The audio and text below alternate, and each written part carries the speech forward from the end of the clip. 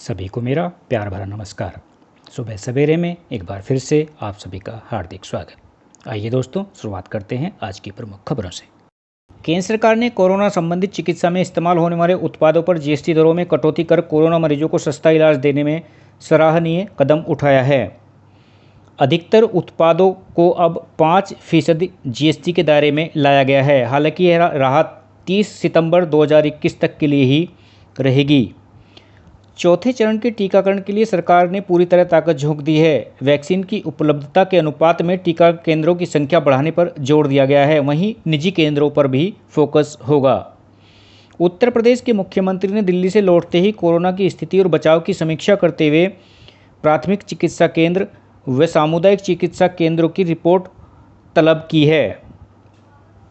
विदेश मंत्री एस जयशंकर अपनी 3 दिवसीय यात्रा के लिए केन्या पहुंच गए हैं। केंद्र सरकार ने टीवी चैनलों और अखबारों के डिजिटल न्यूज़ प्लेटफॉर्म भी नए आईटी नियमों के दायरे में से बाहर रखने से इनकार कर दिया है। सरकार ने इनसे आईटी नियम 2021 के प्रावधानों के अनुपालन के लिए तत्काल कदम उठाने को कहा है। भगोड़े हीरा कारोबारी मेहुल चोकसी के वकीलों की ओर से दाखिल मामले में पक्षकार बनने के लिए भारत ने डोमिनिका हाई कोर्ट का दरवाजा खटखटाया है। जम्मू कश्मीर के सोपोर में घात लगाकर आतंकी हमला किया गया है, जिसमें 2 पुलिसकर्मी शहीद हो गए, 2 नागरिकों की भी मौत हो गई। एक सब इंस्पेक्टर सहित 4 अन्य भी घायल हैं। सेना व पुलिस ने सोपोर व सटे इलाके को तलाशी के लिए घेर लिया है। ओडिशा पुलिस विभाग में अब किन्नरों की भी नियुक्ति होगी। वर्तमान में 477 इंस्पेक्टर और 240 सिपाही के पदों के लिए सरकार ने आवेदन मांगे हैं। इसमें किन्नरों को भी समान अवसर दिया जाएगा। जम्मू कश्मीर की उपराज्यपाल मनोज सिन्हा ने गत दिनों भाजपा नेता व त्राल म्यूनिसिपल कमेटी के चेयरमैन दिवंगत राकेश पंडिता के घर जाकर शोक संवेदना प्रकट की और पीड़ित परिवार के लिए 40 लाख रुपए की आर्थिक सहायता देने का ऐलान भी किया। यूएन में भारत बोला कि पाकिस्तान दुनिया को और मूर्ख नहीं बना सकता। कहा कि हम पाक सहित सभी पड़ोसियों से अच्छे संबंध चाहते हैं। इसके लिए इस्लामाबाद को पहले सकारात्मक माहौल बनाना होगा।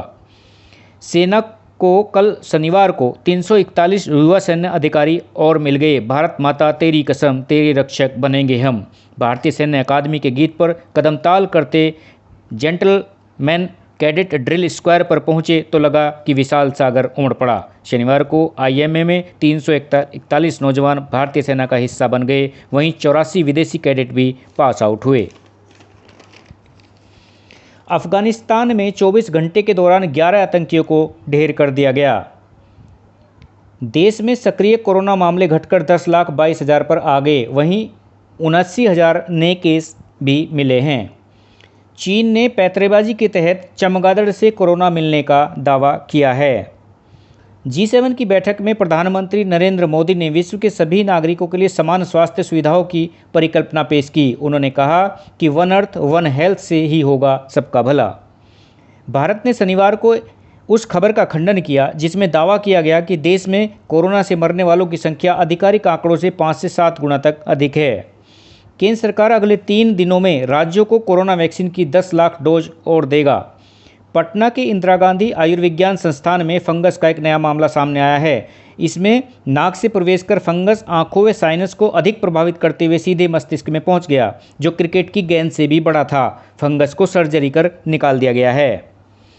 बंगाल की खाड़ी में कम दबाव वाला क्षेत्र बनने के कारण इस बार मानसून समय से पहले आ रहा है। एक दिन पहले बिहार पहुंच गया है मानसून। वहीं दिल्ली में 12 दिन पहले दस्तक दे सकता है। भारतीय मूल की पत्रकार मेघा राजगोपालन को पुलित्जर अवार्ड मिला है। इस भारतवंशी पत्रकार ने दुनिया के सामने चीन के हिरासत केंद्रों की सच्चाई रखी थी। वहीं चीन ने मेघा को चुप कराने की कोशिश भी की थी और उनका वीज़ा भी रद्द कर दिया था। बांग्लादेश के रास्ते भारत में घुसपैठ करते पकड़े गए चीनी नागरिक हान जुनेवेई से काले कारनामों का सच Uttar Pradesh anti terrorist squad उगलवाएगी। 29 वर्षीय डेनमार्क के मिडफील्डर क्रिश्चियन एरिक्सन के शनिवार को मैदान पर बेहोश होने के बाद डेनमार्क और फिनलैंड के बीच यूरो मैच को स्थगित कर दिया गया। लेकिन बाद में इस मैच को फिर से शुरू करने का फैसला तब किया गया जब अस्पताल से एरिक्सन के ठीक होने की खबर सामने आई। राजस्थान के श्रीगंगानगर में पहली बार डीजल 100 रुपये के पार पहुंच गया। डीजल के 100 रुपये के पार पहुंचने की ये भारत में पहली घटना है। इलेक्ट्रिक वाहन निर्माता हीरो इलेक्ट्रिक ने कहा है कि फेम 2 के तहत सब्सिडी में बढ़ोतरी से इस सेगमेंट को बहुत राहत मिलने वाली है। कंपनी के मुताबिक सरकार के इस कदम से देश में इलेक्ट्रिक वाहनों की मांग बढ़ने में मदद मिलेगी। आम उपभोक्ताओं की रसोई का बजट बिगाड़ रहे खाद्य तेलों की महंगाई को थामने के लिए जल्दी ही कुछ पुख्ता उपाय किए जाने की संभावना है। अगले सप्ताह तक खाद्य तेलों पर आयात शुल्क घटाने की तैयारी में है सरकार। उत्तर प्रदेश के मुख्यमंत्री योगी आदित्यनाथ ने संबंधित विभाग को निर्देश दिए हैं कि तय सीमा से पूरे कराए जाएं अयोध्या के काम। उत्तर प्रदेश के 70 जिलों में अब कोरोना के 300 से भी कम रोगी रह गए हैं। उत्तर प्रदेश में अब तंबाकू उत्पादों की बिक्री के लिए लाइसेंस लेना होगा। अस्थायी दुकानों के लिए 200 रुपये, स्थायी दुकानों के लिए 1000 रुपये, थोक विक्रेताओं के लिए 5000 रुपये से होगी लाइसेंस फीस शुरू। अनुच्छेद 370 यानी धारा 370 पर दिग्विजय सिंह के विवादित बयान से कांग्रेस एक बार फिर घिर गई है। दिग्विजय सिंह ने कहा कि कांग्रेस की सरकार आने पर धारा 370 की बहाली पर विचार किया जाएगा।